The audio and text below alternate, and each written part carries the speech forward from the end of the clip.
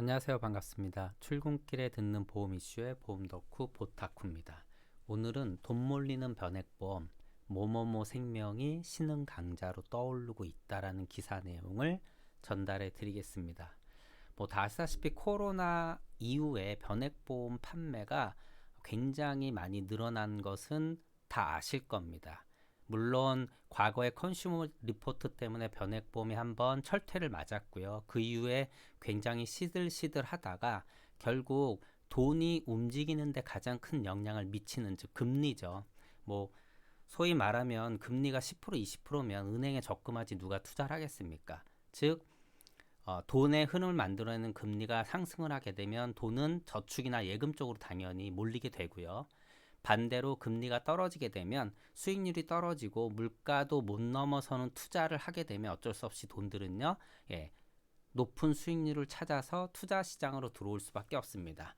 다 아시다시피 대한민국이 코스피 2000을 뛰어넘은 것도 그것 때문이었고, 최근에 부동산 시장이 돈이 몰린 것도 그런 것 때문이었죠. 특히 돈이 몰리는데 가장 중요한 것 중에 하나가 부동산 시장을 예를 든다라면 당연히 신용을 활용하는 겁니다. 신용을 활용할 때도 이 금리가 굉장히 중요하죠. 금리가 낮으면 어떻게 됩니까? 당연히 돈을 빌릴 때 굉장히 부담이 적죠. 그러다 보니까 신용을 활용해서 자산을 형성하는데 문제는 신용을 활용해서 자산을 형성할 때는 뭐가 생기냐면 거품이 생길 수밖에 없습니다. 그러니까 실제 이 자산의 값어치보다 신용을 통해서 만들어낸 돈들이 자산 가치를 불리기 시작하게 되면 이게 거품이 되고요. 거품 꺼지기 마련이죠. 당연히 우리가 가장 최근에 경험했던 걸로는 미국의 글로벌 금융 위기였죠. 서브프라임 모기지 사태를 생각하면 될 것 같고요. 그래서 지금 이 시장도 물론 최근에 변액보험이 주도하는 시장이 지금 왔고 내년에도 이쪽으로 집중을 할 수 있지만 우리가 분명히 조심해야 될 필요는 있습니다. 일단 해당 기사 내용을 조금만 정리를 해보면요. 결국 이렇게 됐기 때문에 투자 시장으로 자금이 이동을 했고 그래서 변액보험 시장으로 돈이 몰리고 있다. 당연히 수익률이 떨어진 예적금에서 돈이 빠져나와서 투자 시장으로 올 때 변액보험도 그거의 하나의 이제 그 시장이 될 수가 있겠죠. 그래서 최근에 2년 새 무려 초회보험료, 즉 아시다시피 초회보험료라는 건 첫 번째 내는 보험료를 기준으로 말하는 겁니다. 이 금액이 3배나 늘었답니다. 2019년도 1월부터 10월까지의 총 금액이 1조 5,074억이었는데 2021년 즉 작년 1월부터 10월까지 합치면 4조 4,700억이 넘었습니다. 어마어마하게 돈이 몰린 거죠. 그리고 전년, 그러니까 2020년하고 비교해도 90%나 늘었습니다. 결국은 그만큼 초회보험료가 많이 몰렸다는 얘기는 뭐죠? 당연히 신계약을 많이 창출했다. 그럼 신계약을 많이 창출할 때 가장 큰 원인이 뭘까요? 당연히 수수료. 수수료를 빼먹을 수가 절대 없습니다. 그리고 앞서 말씀드린 시장에 대해서는 제가 말씀드렸고 그리고 보험사가 어떻게 적극적으로 이를 밀어붙이느냐 영업적인 측면이죠. 번외로 잠깐 말씀을 드리면은 최근에 뇌혈관이나 허혈성 심장질환 진단비라든가 또는 갑상선의 일반암으로 어떻게 보면 역주행한 거 이런 모든 시장에 있어서 보험사들이 엄청나게 뒤쪽에선 출혈을 했거든요. 그래서 실제 영업이익률 보게 되면 마이너스가 났습니다. 실제 판매를 많이 했어도 이런 이제 전체적인 좀 시장을 볼 필요가 있는데 핵심은 방카슈랑스에서 거의 70% 가까이 매출이 나왔다라는 거죠. 물론 GA 비중도 커지고 보험사 비중도 커졌지만 방카슈랑스 비중이 엄청나게 커졌다라는 부분에 약간 이제 주목할 좀 필요가 있을 것 같습니다. 3분의 2가 방카슈랑스에 차지했다라는 거고요. 당연히 이유가 은행에 갔더니 특히 최근 2년에 거의 대한민국 기준금리 0%대였지 않습니까? 이번에 좀 올렸던 거죠. 여기에다가 실제 예적금 금리는 실질금리 1%대. 거기에 물가는 거의 디플레이션 얘가 나올 정도로 많이 올리진 않았지만 최근에 올라가고 있죠. 어제 기사만 봐도 딸기 같은 경우는 전년 대비해서 얼마였죠? 한 7, 80% 가격이 올랐다고 합니다. 아무튼 이런 것들이 이제 반영이 되면 실질 금리는 거의 제로에 가깝거나 마이너스일 수도 있는 그런 시장이죠. 특히 우리가 물가 상승률을 얘기할 때 정부 지표랑 우리가 실제 체감 지표는 다르다라는 거거든요. 이게 물가 디플레이터라는 것들이 있는데 이걸 측정할 때 뭐 냉장고도 측정을 하고 당연히 우리가 매일 사 먹는 쌀이나 뭐 콩나물 같은 것도 측정을 하는데 우리가 자주 사는 물건들의 물가는 그다지 의미가 없는 거죠. 실제 우리가 생활할 때 물가 때문에 실제 이 물가 괴리가 발생을 하는 거죠. 그래서 현재 이런 시장이 만들어졌다라는 거고요. 그리고 최근에 이 시장에서 다시다시피 강자가 누굽니까? 미래에셋생명이잖아요. 미래에셋생명이 거의 60% 차지합니다. 시장에서 5, 60%를 차지해요. 점유율이요. 어마어마한 거죠. 정말 상상을 초월하는 거죠. 예전을 생각하면 저 같은 경우 예전에는 거의 외작의 상품을 팔았는데 무튼 뭐 그 회사도 미래에셋으로 넘어갔고요. 무튼 그렇게 지금 시장이 형성됐는데 여기에 중소형사들이 공격적으로 영업에 나선 거죠. 그럴 수밖에 없는 게 중소형사들이 이쪽에 포커스를 맞출 수밖에 없는 거는 뭐 당연히 영업이익을 늘려야 되는 거고 또 이 위기를 헤쳐나갈 수밖에 없기 때문에 그런 식으로 이제 시장의 판도에 맞춰서 살아남으려고 이제 노력하는 것 어떤 이제 그런 방향이죠. 방향을 잡는 건데 결국은 이 중소형사들이 변액보험 시장에 공격적으로 들어오니까 결국 어떻게 보면 시장이 커진 거죠. 예를 들어서 뭐 떡볶이 집이 하나 생겼는데 두 개, 세 개 생기는 게 어떻게 보면 여기서 처음에는요. 이게 안 좋을 것 같다고 생각하지만 전혀 그렇지 않습니다. 거기에 어떻게 보면 떡볶이 집이 여러 개 있는 그러한 거리를 형성하는 그런 효과를 만들어내고 이런 식으로 이제 시장이 힘을 실어줬다 그래서 올해도 작년에도 그랬지만 올해도 계속적으로 변액보험 시장에 집중을 좀 할 것이다라고 얘기하고 있고 특히 이 기사에서는 이제 1년짜리 이제 단기 수익률을 좀 평가를 했는데 DGB 생명이 8.73%로 1위를 차지했다라고 합니다. 2등이 메트라이프 8.4%, 그리고 하나생명이 6.3% 정도, 다음이 미래에셋생명이 6.01%, 흥국생명이 5.41%. 물론 변액보험의 수익률 평가할 때는 1년 갖고 평가하면 절대 안 되죠. 네, 물론 이 수익률이 의미가 없거나 그런 거 절대 아닙니다. 어차피 같은 시장에서 같이 1년을 열심히 했는데 핵심은 뭐다? 네, 1년 동안 우리가 잘 굴렸다. 그런데 지금이 아니라 변액보험 최소 뭐 다시다시피 뭐 15년, 20년 갖고 가야 되는 상품이거든요. 그 미래엔 어떻게 될지는 전혀 모르기 때문에 단기 수익률만 보면 절대 안 된다는 거죠. 우리가 펀드를 선택할 때도 분명히 그러한 이제 부분을 판단해야 될 필요가 있는 거죠. 하지만 1년치를 평가했을 때는 1년 수익률을 평가했을 때는 DGB가 1위를 차지했지만은 뭐 3년, 5년 중장기 수익률 보면 무조건 다 미래에셋생명이 다 1위를 차지했다. 이 내용도 신문 기사에 같이 잘 실어줬습니다.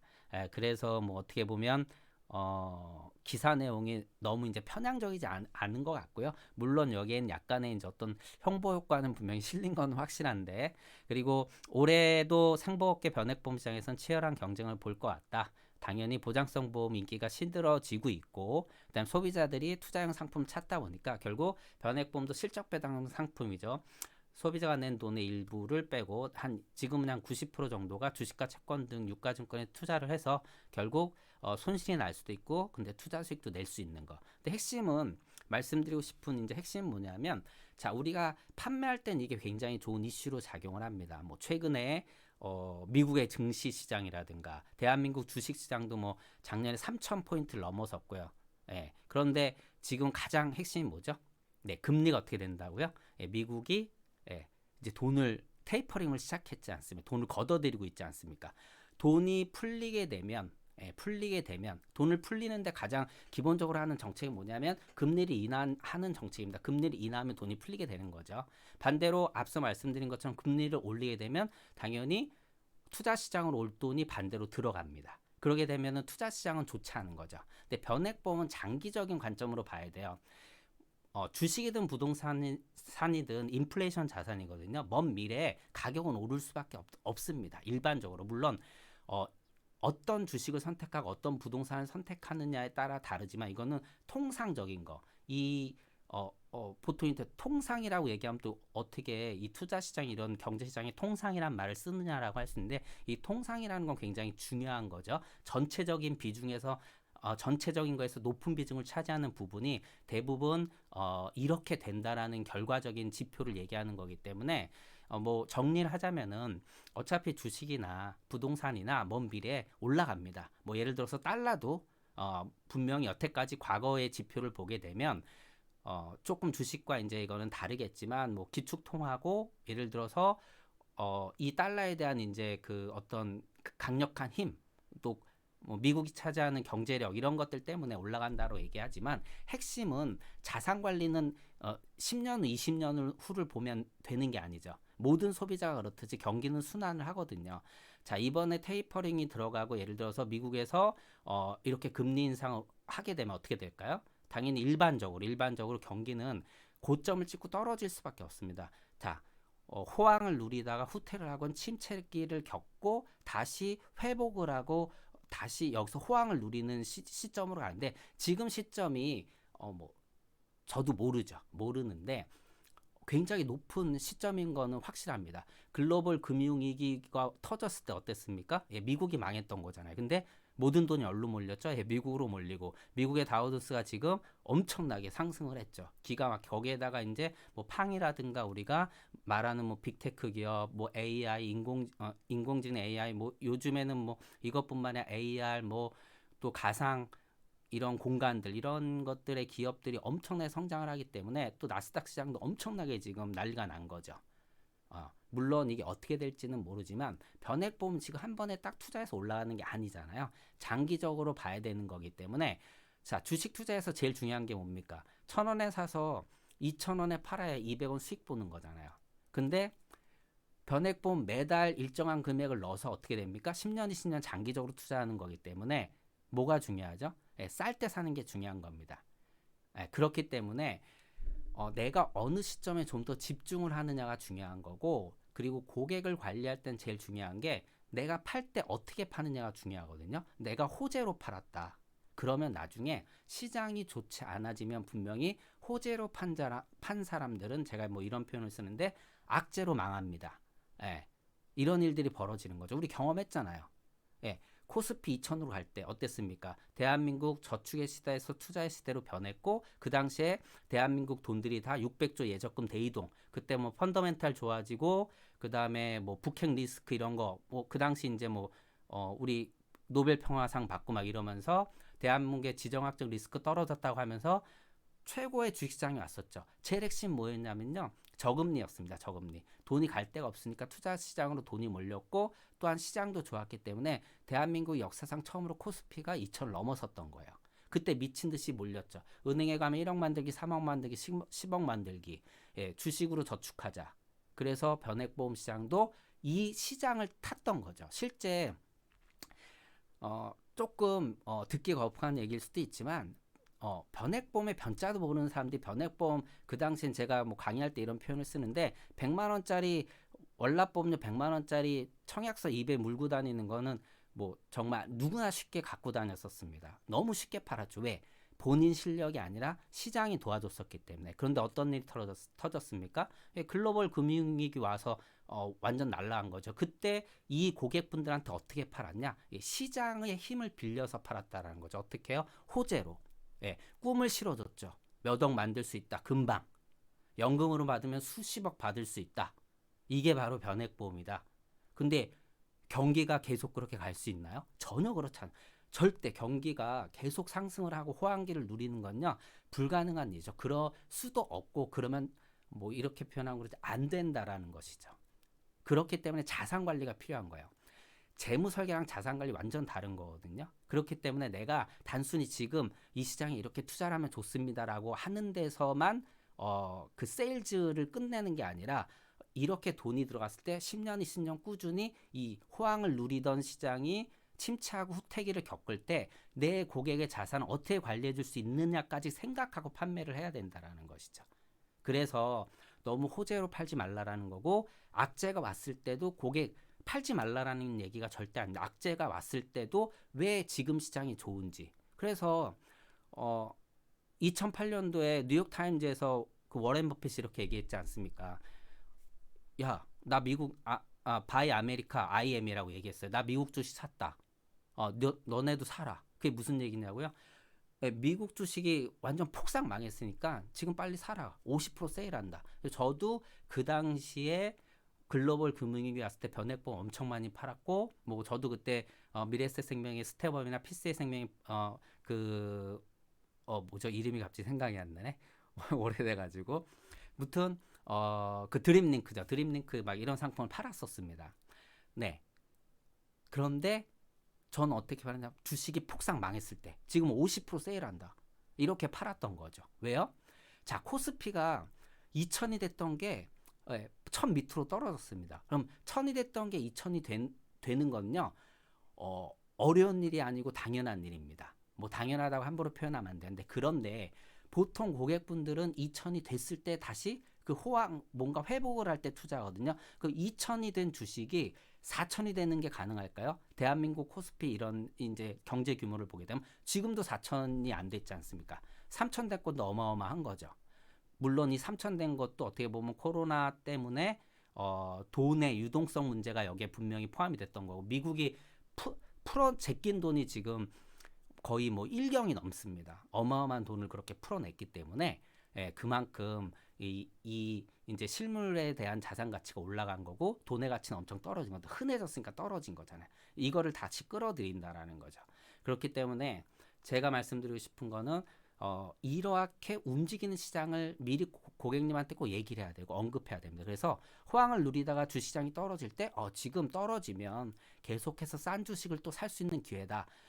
고객님이 변액보험을 가입할 때 1년, 2년 보고 가입하신 거 아니냐. 이 자금은 교육자금이다.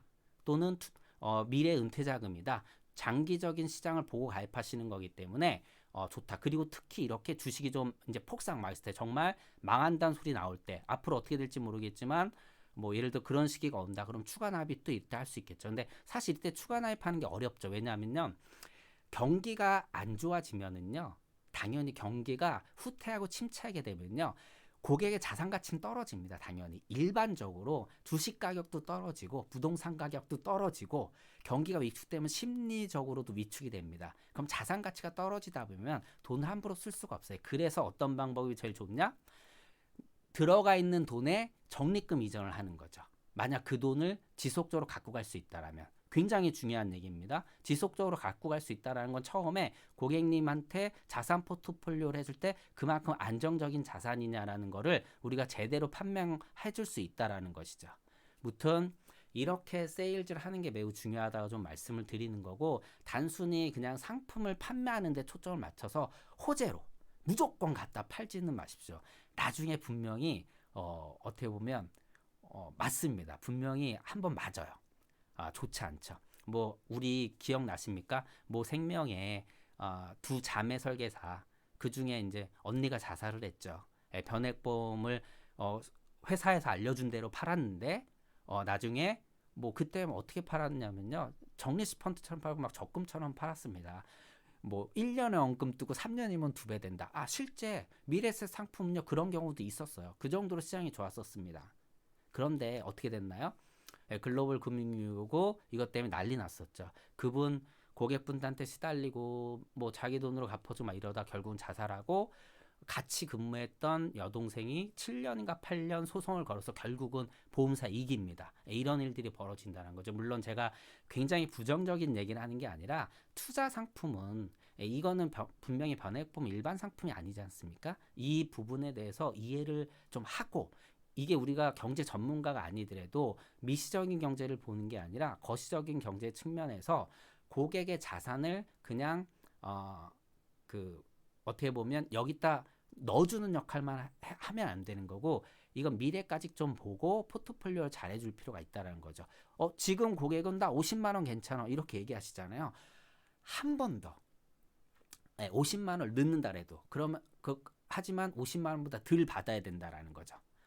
저는 그렇습니다. 제 개인적인 생각입니다. 왜냐하면은 경기가 안 좋아질 때 이 50만 원 내기 힘들어지거든요. 지금은 내가 쉬어도.